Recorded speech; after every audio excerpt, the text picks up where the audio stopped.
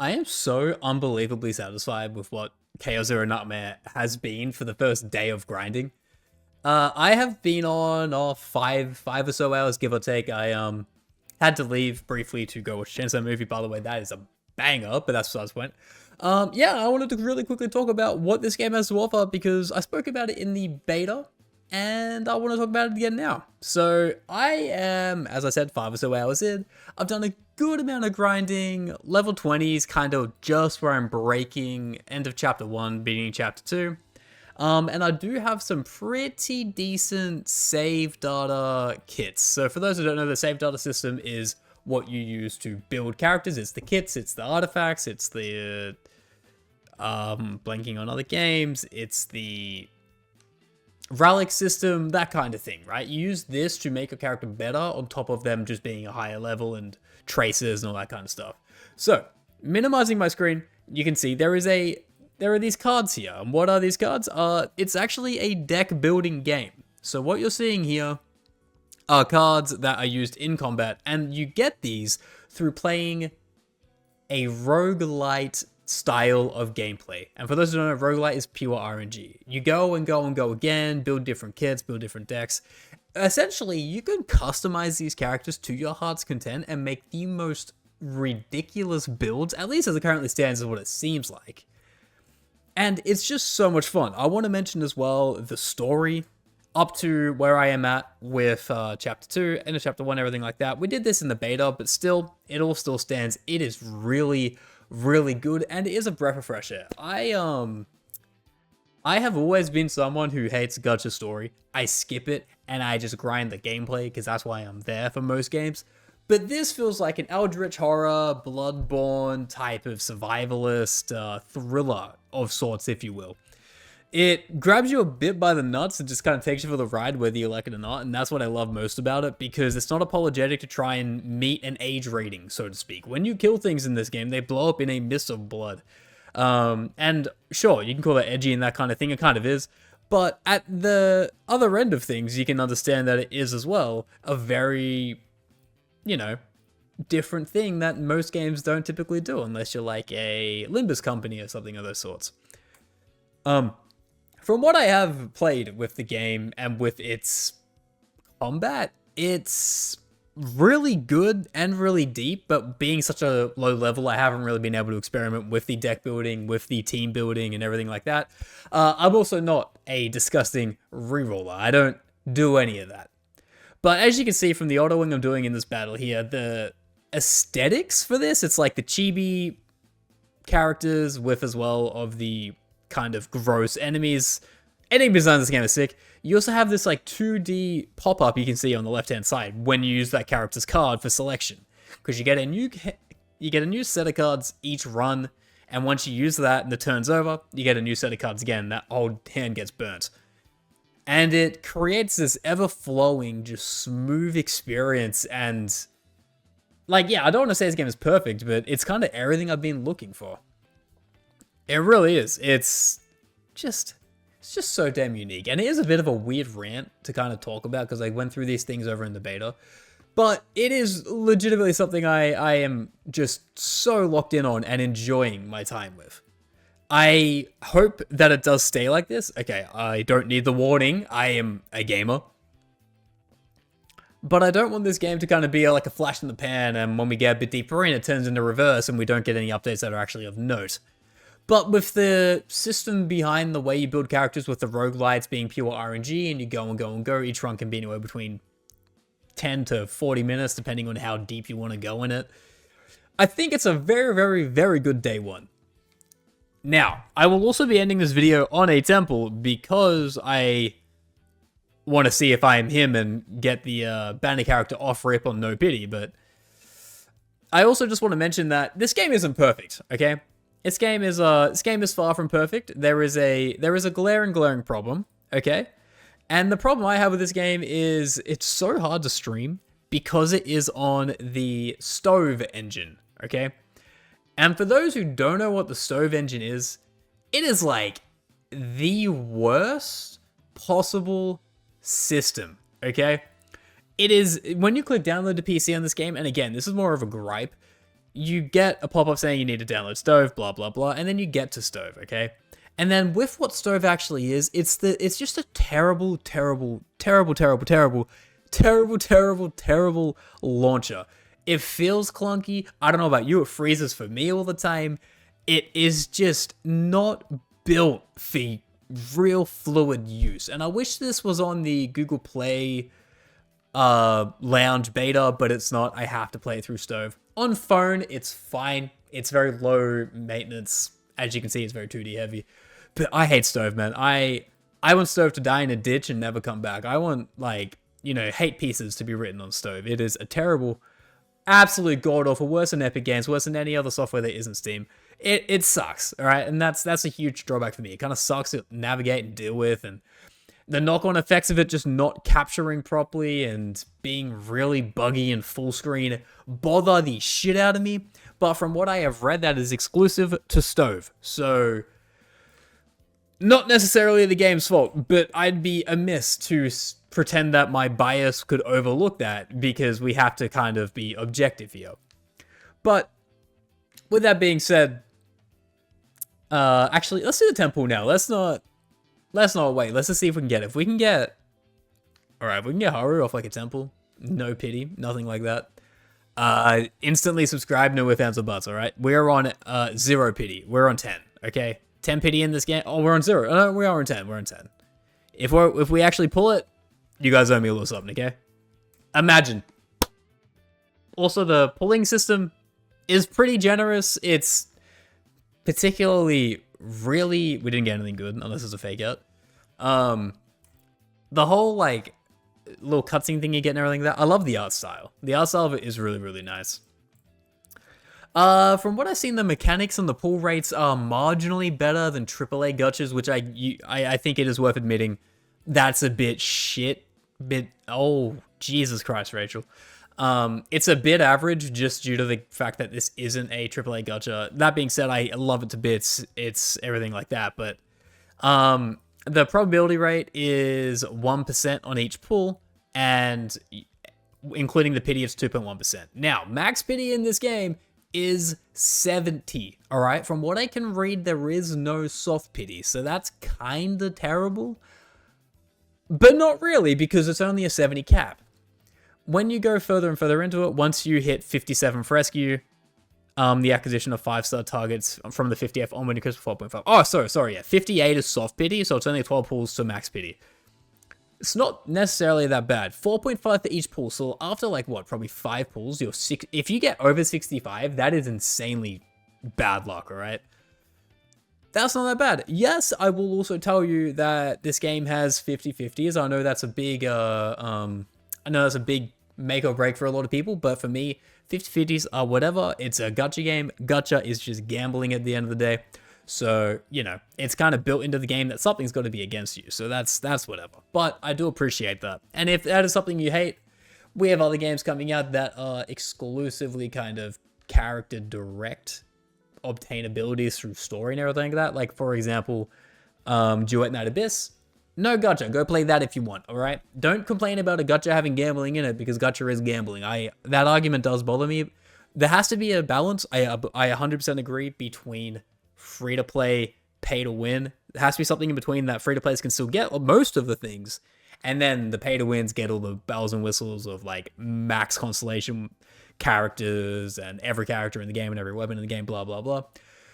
Sure, when it comes to PvP, that falls apart at the seams and just becomes pay-to-win whale who could spend the most money. There's not really skill to that. I don't know how gacha games can really fix that. It's whatever. But 50-50 ain't that bad, alright? But if you lose 50-50, yeah, it's 140 max pity. And when you think about other games that do have higher pity rates, you could potentially go to 180 in other games. Not naming names, but we know the games we're talking about. You can go to 180 pity, and that's where you get the character. Whereas this game, your 140 worst scenario, which will essentially never be the case, you'd be a lot closer to probably 100 to 120 at worst. 140 is like you actually pulled a 5-star in rarity with how lucky you actually were, okay? Well, how unlucky you actually were. But pulling system for everything I have tried and I have seen is really good and not too generous, which can also be a good thing. Let's not be closed-minded here. And it's also not too stringent. It is not ball-busting to get pulls in this game. It is grindy. It is a gacha game. But that's the gamba side of things. We need to move on from that. My favorite personal thing in this game is the chaos manifestation, okay? The runs you do in this, I need to explain how you get your kit in the game, how you get better characters. So as you can see here, you get all these different runs and different possibilities in said runs. And when you click them, you get different rewards, different RNG, and it's overall just different. It is a roguelite. Things are fresh and things are new. I enjoy it so much.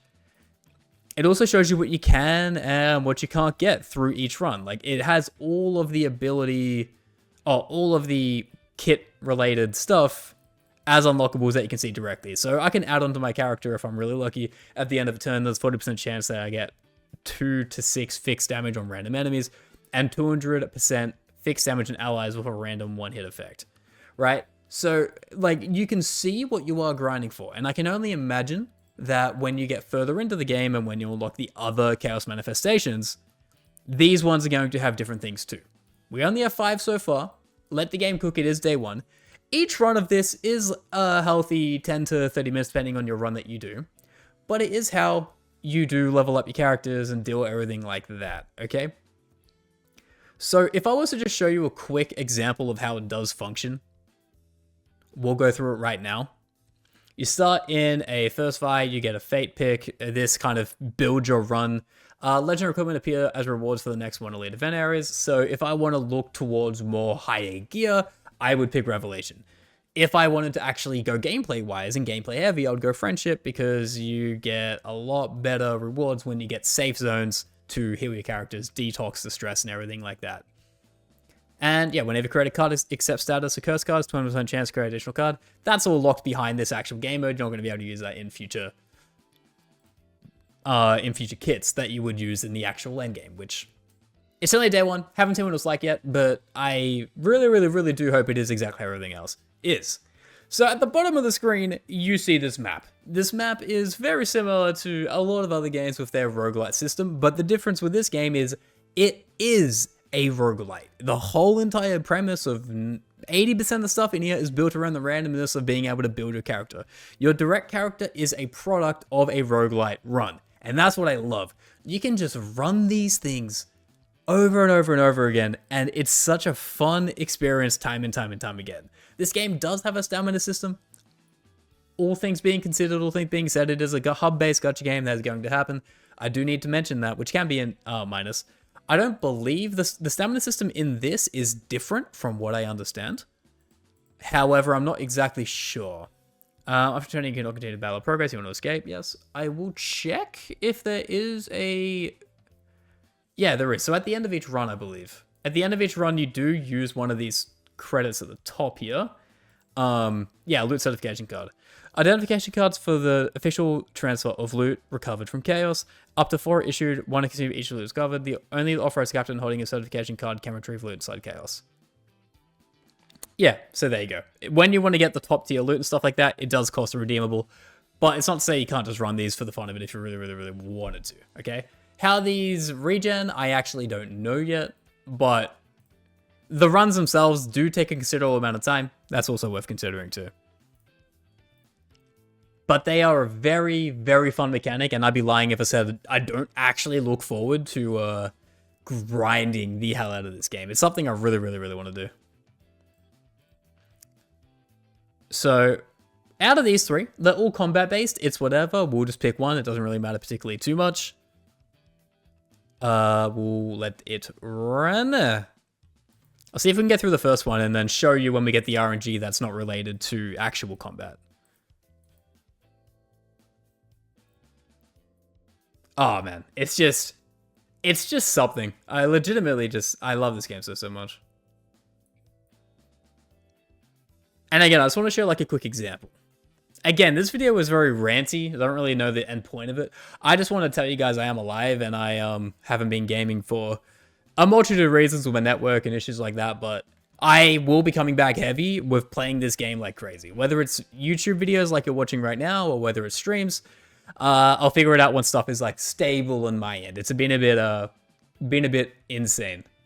But yeah, we'll gain these. We get Epiphany buff, which gives you a better card, which I can then claim at the end of the run for who gets that, right? Okay, now stage 2. See how this is a question mark. If we were to go in here, we get this guy. Incomplete, worthless. Also, design is so sick. I love the Eldritch Horror style of this game. A sacrifice disposal site of foul stench piercing the nose. The remnants of failed rituals wait in silence for the moment of their disposal. Search for the disposal grounds. Roll 6. So there is a dice roll mechanic. Upon success, obtain red for legendary equipment. Increase credits by 80. A random combatant gains Epiphany 1 times. Yeah, look, Epiphany is great because it buffs cards like crazy, but we love the dice roll. The dice roll, Baldur's Gate, we're there. Bang. God 10, we got it. Probably a rare, unless we get super lucky. Yeah, only a rare. But this is how it works from here. When you do get lootables and you do get gear, whether you want to call it artifacts or relics from other games, if that helps you understand what this actually is, you choose directly who it goes to. It's not for everybody, and you can also override them towards the end as well. That's not an issue. And then once it's selected, you just keep on going. And then when you get towards the end of the run, everyone's obviously got all these kits, all these gears, and that gets saved at the end. It does use that consumable that we saw at the start, that card I did mention, but that is how it does work. Now, I just wanted to kind of show you that. But this game has pizzazz. It has some serious charm to it. If you want a gacha game that is a healthy balance of grind and just a different environment, a different world, a different universe, if you will, this is it. This is something that should tide you over for a very long time. Not to mention stylistically, although it is only 2D, some people think that's a negative, although this game is only 2D, it's got to be one of the most stylistic games I have seen recently that really plays into its ability to be 2D. It's got just so much to it, man, and I am happy this game is thriving. People are legitimately very happy with it, myself included, and I don't want to say the game's perfect. It's not. We will eventually start finding problems the more we play, but then that's up to the devs to fix it. We don't know how shallow the content is going to be. I think up to right now, we're up to chapter 5, maybe even chapter 6, I think is where the game cuts off at. And as you can see from what I'm doing, we're only at chapter 2, episode 2. So yeah, this game is fucking cinema, man. And also, by the way, if you guys want a video on if you should or shouldn't pull Haru, let me know, because I'm very, very happy to explain it. Haru is crazy good, by the way. If you need me to go into detail, I'm happy to do it. Yeah. Bit of a weird ramble video. This game is it. This game is fucking cinema. I hate saying that, but it really is. It's raunchy horror thriller. If you're a big gooner, I guess it's got that in it too. There are very well-endowed characters, let's just say that.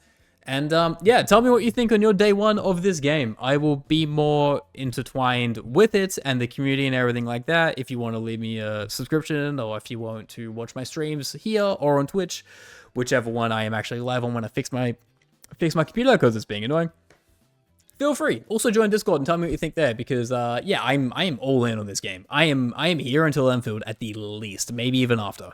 So yeah, tell me what you guys think, if it's good, if it's bad, thumbs things I haven't noticed yet, or if the rose-tinted glasses of it being brand new and the recency bias is clouded by judgment. Tell me what you think as well. Alright, everyone's free to have an opinion. Just let me know in the comments why. If you dislike. If you like the video, that'd be greatly appreciated. And yeah, I'll see you guys in the next one. Upload schedule is back. I love you all. Bye-bye now.